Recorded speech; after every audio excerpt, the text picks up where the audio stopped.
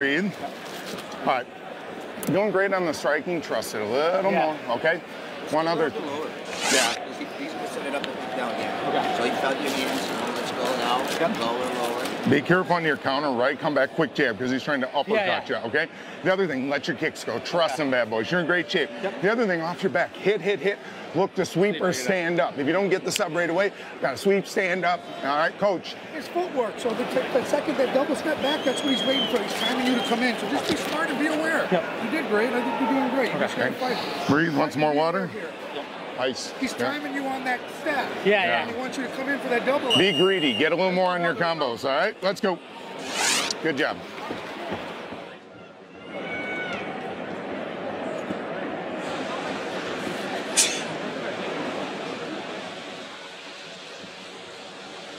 We are back live, ready for round 2 here of this featured prelim on FS1. Jussier Formiga, Sergio Pettis. Dom, any major takeaways from Duke Rufus or Izzy Martinez there in the corner of Sergio? No, they're just keeping him calm, and that was a close round, so Pettis needs to keep fighting the way he was. Keep using that jab on both sides. Really, he just needs to switch up his punch count a little so Formiga can't time the shot underneath. That's about it. Maybe add some feints.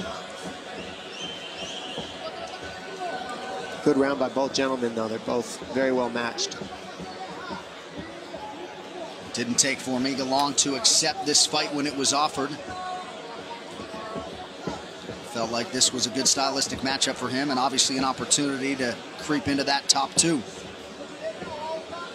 When Formiga came to the UFC, he was the consensus #1 flyweight in the world, former South American Judo champion with 2 defenses, and he has certainly fought all of the best in this division with the exception of Demetrius Johnson.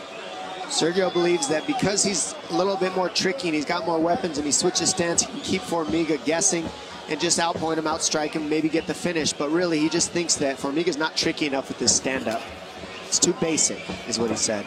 So it's good that Formiga's timing the takedowns, though, because that'll make his striking better.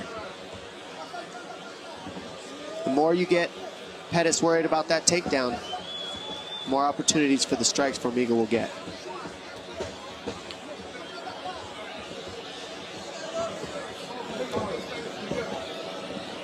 Three and a half minutes here to go in round 2. Inside leg kick and a nice shot from Formiga. Unable to finish it. Good hits. Very nicely done by Pettis.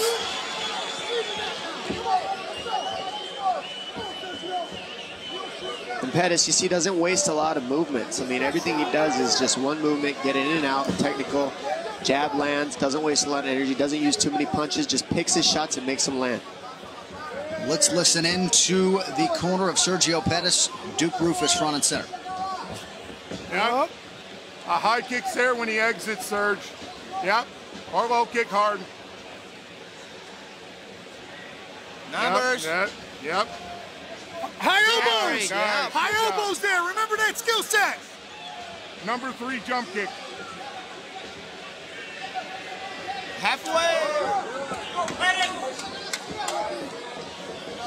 I was just going to ask what a number 3 jump kick is. I think we just saw it. And a number 3 might mean the stance switch, because you saw him switch from conventional to southpaw for a second before he threw it. Good crack there with the left by Jussier Formiga. Pettis more a fundamentalist than his older brother, who you'll see later tonight on pay-per-view in terms of his striking approach. Ooh, nice. You see the jab, step back, 1-2. I mean, that's timing, that's fundamentals right there, and that's what usually gets the big shots to land. That's high-level stuff. It might not have landed big there, but that takes a couple reps of that before you get the timing and the speed on it. Sergio's all, oh, look at this, Jussier again. I like how he went with that single to get the clinch. That's the second time he used that single, Joe, and what's cool about it is he's grabbing, he's not lifting, he's yanking you backwards with it, which takes away the whizzer. The whizzer is how you defend a single, and by yanking him back, he's taking that away, and then he's able to get behind him. Very slick single leg takedown from Formiga. Now, in between rounds, Pettis' corner was calling for him to immediately try to either sweep or stand up. Don't let this guy stay on top of you, and he's listening right now. He's leaving his legs out there, though. I mean, I don't know what kind of a leg lock game Formiga has. He's mostly a strangulation expert. Yeah. And this is where Formiga wants to fight, period. He just grind it out from the top position, burn the clock, and look for big shots, get the submission if Pettis makes a mistake. But the thing Pettis does well is he stays fundamentally sharp. Notice he doesn't let Formiga pass the guard. He doesn't let him do anything except stay basic. Now, he's not getting up because he's not taking a lot of chances being Pettis. But at the same time, he's also not taking tons of damage. But in a 3-round fight, you don't necessarily want to end the first 2 fighting off of your back. Yeah, he keeps going to that body triangle again, which really doesn't do much other than hold the guy in place. But look, Formiga already stepped over into half guard now. And he's got good head and arm pressure on Sergio, and he's trying to escape that right leg. Formiga's top control is just highly underrated. I mean, we've seen him take people down and hold them down, but when he does it as many times as he has to these top-level contenders, I mean, it's impressive. You got to give him kudos for his top game and the way that he passes, and he's always working. He's not just squeezing you. Yeah, Sergio working for that, trying to get that sweep, but very aware that he can't give up his back in the transition. Like right there. That was a nice sweep. Very nice.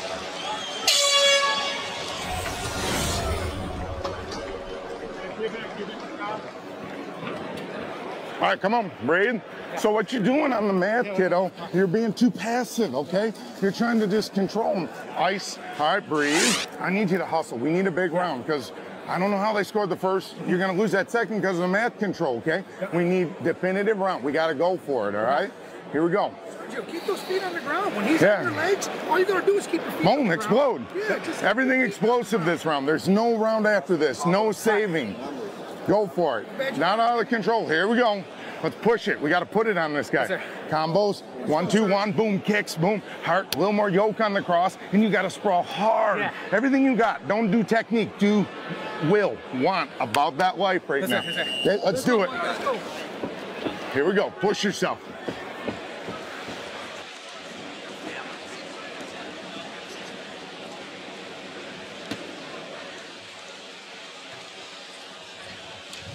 The FS1 UFC 229 prelims are sponsored by Cerveza Modelo, the official beer of UFC. And do yourself a favor later tonight. Go on UFC Fight Pass and watch Duke Roufus in that corner of Sergio Pettis. You want to talk about a guy maximizing 60 seconds, Dominic. Talking about everything explosive, go for it, forget technique, will, want. They really put it on Sergio there. They didn't necessarily tell him he was down 2-0, but a strong message from Duke Roufus and company after round 2. People don't give you enough credit, Anik. You listen well, and the truth is Sergio Pettis needs to go with reckless abandon. He needs to take some chances. I was saying earlier he wasn't taking enough chances, and now he's going after Formiga. He clipped Formiga with a left hook right there, but you're absolutely right. And I think he is down 2 rounds. I agree. Ooh, that jab was nice. Look how he's yanking it back on that single. It's different technique that he's using. Now he's finishing it differently because Pettis made the adjustment. But you see the whizzer he's got. Uh-oh, he gets the back. And this is the last thing Pettis wants. This guy's nasty. 8 of his 10 submission victories have come by strangulation from the rear naked choke. This is his spot. And look, he's got the body triangle locked in place, and he did that in the scramble, which is very impressive. So hard to do when you're in a scramble. That's hard to do when you got a guy's back on the ground. But he did that while they're standing. He did it after a takedown and climbed up him like a tree. I mean, this guy can keep this position for 5 minutes. That's the worst position you can be in at the beginning of a round right now for Sergio. Yeah, with Formiga, I mean, this is his world. He's coming off back-to-back rear naked choke wins of Ben Wynn and Lucas Sasaki. And for Sergio, he doesn't want to go to the ground here. He really wants to stay here, try to wear those legs out and peel that arm off. And it's imperative that he keep 2-on-1. He's got to keep 2 hands on that right arm. The right arm is the one that's right now threatening the choke. It takes so much energy to stay on somebody's back like this. I know you know that, Joe, but how does Formiga do it for so long? He can literally do this for 5 minutes. Like, this must be all he trains. Yeah, well, he's got tremendous endurance with his legs, but one thing that's helping him is that they're pressed up against the cage. True. It's helping Sergio, but it's also helping him. Agreed. I mean, if I was Sergio, I might consider stepping into the center of the octagon now and making him use those legs. But it's a calculated gamble. You've got less than 3 minutes to go. And you've got one of the best strangulation experts, probably the best in the division, on your back right now. Honestly, like Roufus was saying, though, Pettis has to take some chances. He might be better going to the back for a second because at least then he can fight out of it. But here, he's got to wait for Formiga's legs to wear out. And that could take up to 3 minutes. Oh, Formiga's under the chin. He's under the chin. All he needs is that other hand. All he needs is a gable grip, the way Formiga squeezes. This is a terrible spot for Pettis, and he can hold this. He can hold this at 50–60% and then keep tightening it up. Well, it's a zip tie on the gut too. Yeah. Look at Anthony. Look at Pettis' stomach. Yeah, it's all sunk in from that leg. I mean, that's exhausting where he's at for both of them. But I think Pettis has to take a chance, go to the back, and try to get out of that zip tie on the back. Or maybe even flip forward and try to dump him on his head. Either way is probably a good option, being down 2 rounds. Wouldn't you agree? Yeah, I mean, I think he's got to go for it. I mean, it's very likely we're going to wind up with the whole rest 100 40 seconds of the round with him on his back like this. He's got to do something wild. What a position to be stuck in. Sorry, John. He felt like he had a pretty significant wrestling and grappling advantage coming in here tonight. Largely, that's the way it's played out, trying to soften up Sergio with strikes here. I like how Herb Dean's looking at it, too. Like, Look how he's looking at it. Yeah. Head sideways. He's like, I love jiu-jitsu. Such a weird gamble you got to play if you're Pettis. Do I stay up and wear him out and not get finished, or do I try to get him off, which would give him a possibility for the finish in Formiga? Well, Formiga's got to know that he's ahead here. He's got a massive advantage. Well, he is, so that's why he can just stay here. Well, now Pettis changed it. You wonder if the Pettis corner would call for him to, your point, try to get this fight back to the center. Precious seconds ticking off the clock here. Pettis is trying to shake off that body triangle. And now he's elbowing the leg. He just doesn't know what to do. If I was him, I'd call for that somersault. Flip forward. Do something. Just cause a scramble. You're not going to win this way. Nope. And that's just one of those decisions in the... I mean, you're in a weird decision-making process here. He might do it here. He might do it here. There it is. That's what he should have done 2 minutes ago. That was his best shot. Check the corner for some advice. 10 seconds now to go in the fight. How about Formiga's strength here, though?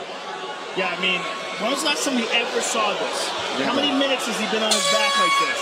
That's a crazy way to end the fight. Yes, it is. We'll go right back. William Hill sponsors BT Sports coverage of UFC. Nothing quite like Derby Day. That's an excellent rocket! That's a really good goal!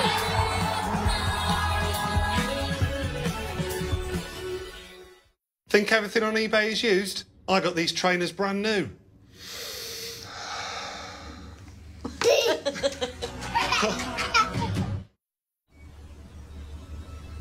Do it!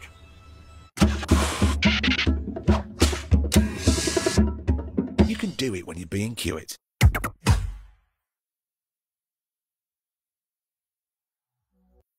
William Hill sponsors BT Sports coverage of UFC.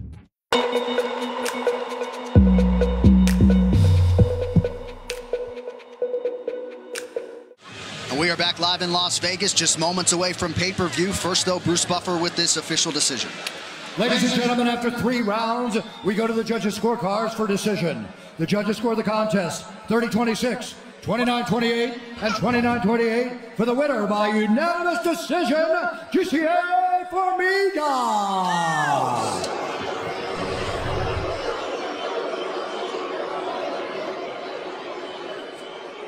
All right, I'm here with the winner, Jussier Formiga. First of all, congratulations. A difficult fight and perhaps a frustrating fight for you at the end. You were riding his back, but you were unable to get a choke or advance that position. When you hear the boos like this, does this bother you at all? Olha só, isso aí é uma... Ele tá perguntando se você, na hora que estava naquela situação ali, você te incomodou, você querendo pegar o pescoço dele, escutando essa vaia, te incomoda? Faz parte, com certeza, né? A gente que é lutador de grappling geralmente nunca agrada, mas a gente tá aqui para lutar MMA, não tá aqui para lutar nenhuma modalidade. Então, isso faz parte do MMA e o importante é o resultado positivo no final da luta. Really doesn't bother me. That is MMA. What you gotta do to get the win and go for the next step. Sergio Pettis is a top contender, #2 in the world. You most likely take his position now, and you do have a split decision loss to the current champion, Henry Cejudo. So this puts you in an excellent position in the flyweight division. ele é o número 2 na divisão, você acabou de ganhar dele e você teve uma split decision com o Cerrura. Isso ficou numa posição ótima. O que você quer dizer? Quero dizer que Cerrudo, you next, man. Eu quero lutar com o Cerrudo, com certeza. Ele é o próximo da fila, a gente lutou há 3 anos atrás, mas agora eu quero a minha chance. I want to fight Cerrudo. Cerrudo is next. Congratulations on your victory, sir. Juicy Formiga, ladies and gentlemen. 3 in a row now for Juicy Formiga on More of the Fight, sponsored by Metro PCS. Now Metro by T-Mobile. Discover the smarter way to get unlimited and see what's new on October 8th. And as we see here, the story of the fight with these takedowns. Anytime Pettis switched to southpaw, you saw Formiga shoot that double leg, switch to a single every now and then. But these takedowns are very nice. And in the 3rd round, we see him get the takedown. He goes to a single, climbs up him like a tree, gets this body triangle, and then just burns out the clock on Pettis to get the win. Calling out Cejudo is not a bad call, obviously. So a decision win there for Juicy Formiga. A lot of knockouts tonight, and the best is yet to come for now, though. We go high above the octagon. Karen Bryant, Tyron Woodley, and Michael Bisping are standing by. KB. All right, thanks so much, John, and welcome back to the desk. Karen Bryant here with Tyron Woodley and Michael Bisping. Now, making the final walk tonight, of course, Tyron, will be the lightweight champion, Khabib Nurmagomedov. When we talk about the Eagle, what is it that makes him soar above the competition? You know, he just has this relentless pressure. You know, he's constantly going for the takedown, and there's different variations of takedowns. It's not just a double leg or a single leg. He's using body locks, he's using leg sweeps, he's using throws. He stays stuck to you like glue until he gets to his position. He has the sickest ground and pound in the lightweight division, and his submissions from the top positions are bar none the best. Yeah, also you got to remember the fact that this guy is 26-0. He's never been beaten. I was 14-0 at one point. When you're undefeated like that, you truly believe you can beat anybody on this planet. And 26-0, that is incredible. Certainly when you take into consideration some of the opposition that he's fought, he's absolutely relentless with the takedowns. We know this. But once he gets you there, there's no one down in the UFC that can punish you the way that Khabib Nurmagomedov does. Now, Conor McGregor has been working hard in his jiu-jitsu. He's going to need it in this fight. If he gets taken down, he's going to get right back to his feet. And not only that, when he gets on top of you, he puts you in a position where you cannot escape. You can't get to a half guard. He pins you down, and he finds a way to put you at that crevice at the bottom of the octagon, and you're basically going to just get punched out in that position. Yeah, he just drowned you, and with those 26 victories, 16 of those were finishes, 8 by knockout, 8 by submission for the champ Khabib. But of course, Conor has been busy the last 6 years. In 2012, he became a champ for the first time in the Cage Warriors promotion. He made his UFC debut in 2013. That was with a first-round knockout. 2 years later, he won his first UFC belt against replacement fighter Chad Mendes in December of 2015. He stopped Jose Aldo in 13 seconds to unify the titles. Late 2016, he became the first simultaneous 2-division champ. Then, of course, in 2017, he headlined one of the biggest pay-per-views of all time, the boxing match against Floyd Mayweather, possibly the greatest boxer on the planet. Michael, what does McGregor do inside the octagon that has just taken him to new heights in the sport? Well, listen, everybody knows Conor McGregor talks the talk, but he certainly walks the walk. I mean, if we look at this here, every time he fights, he delivers. Jose Aldo, with that huge world tour, knocked him out in 13 seconds. Against Eddie Alvarez, stepped up. I thought that was a bad matchup for him, but he put me in my place. Second round, absolutely destroyed him, and that's what he does every time. Dustin Poirier, that was an easy fight for him. Every single time, I think it's going to be a hard fight for Conor McGregor. Every single time I say, this guy's going to lose, he puts me in my place. He knocks the guy out in the first round. That's why I'm saying tonight, Conor's going to win by first round, because he does it every time. Exactly. You know, Karen, you said he's keeping busy. That doesn't mean he's fighting 3 or 4 fights a year. That means he's fighting very meaningful fights. The Floyd Mayweather fight, the Eddie Alvarez fight. He's picking and choosing the fights that are going to increase his legacy, increase his star power, and he constantly is chasing new records time and time again. And with Conor McGregor, people are talking about ring rust. Will that be a factor? He's been out of the octagon for 2 years. With somebody like Conor, with the amount of confidence that he has, ring rust will not be an issue. That is a mental thing, and he's got so much confidence, he refuses to let that be a factor. Yeah, a reason for that confidence could be his knockout prowess. 21 wins, 18 of those by knockout for Conor McGregor. You know, champ, when we talk about fight week, you know, sometimes you look at a fighter on Monday or Tuesday, then you see them at the weigh-ins, then you see them on fight night, and things change. So when you looked at Khabib and Conor this week, have any of your feelings changed about who you think could win tonight? You know, I've been going back and forth about Khabib because Khabib, you know, he's never fought a guy that's made him emotional before. Conor, you know, Conor's going to fight the same fight. There's very few fighters that you can look at. If I watch Michael Bisping, he's going to fight the same way. The same as Conor, the same as Carlos Condit. These guys are going to deliver the same type of performance.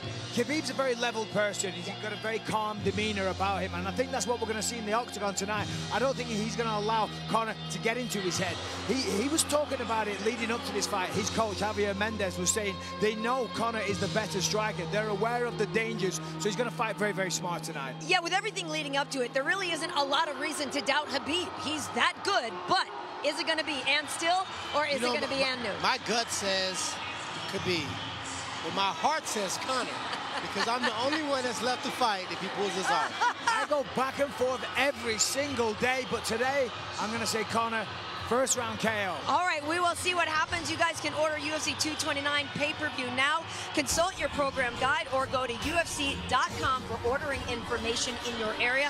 Do not forget to tune into FS2 for the live UFC 229 post-fight show with me, T. Wood, Michael Bisping, and Megan O'Leary. That is right after the main event on pay-per-view. Up next, we've got Pac-12 college football when the California Golden Bears take on the Arizona Wildcats.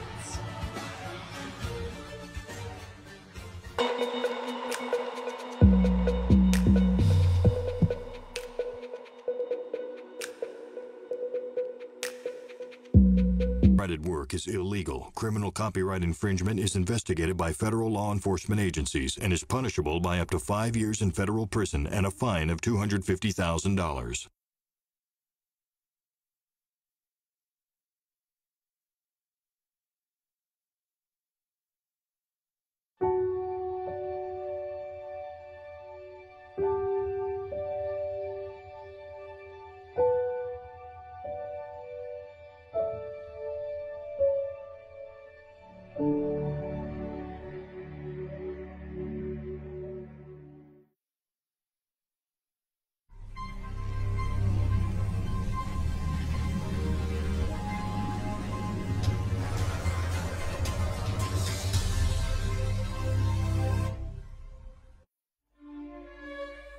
The king has returned, and with him the memories of greatness.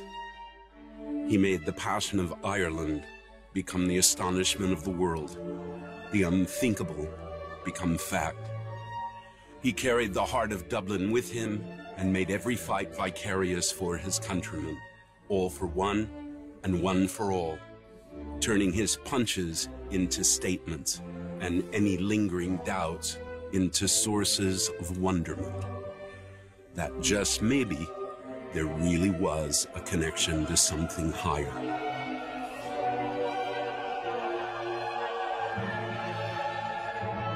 Now, a new lightweight champion sits on the throne. Not the embodiment of a successor, but the instrument in his own destiny.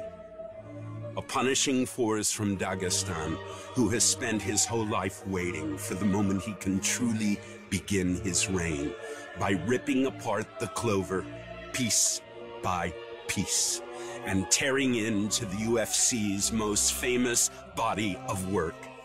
Simply put, a man consumed with the idea of redirecting history. The King of Kings. Tonight, in the most anticipated fight in UFC history, the megastar, a two-division champion who personifies the heart of fighting, is back to confront the greatest juggernaut the lightweight division has ever known, who has never lost a fight, period. This is how it should be. The best against the best. Everything right there for the taking. Legacy. Greatness, destiny. Will it be Dagestan or Dublin? The wrestler or the sublime striker? A dream restored or hell unleashed? Will it be what is or will it be what has always been? There's a simple way to find out who truly belongs on the throne. Lock the door behind them and let them fight, for there can only be one king. It's UFC 229, Khabib versus McGregor, and it starts right now.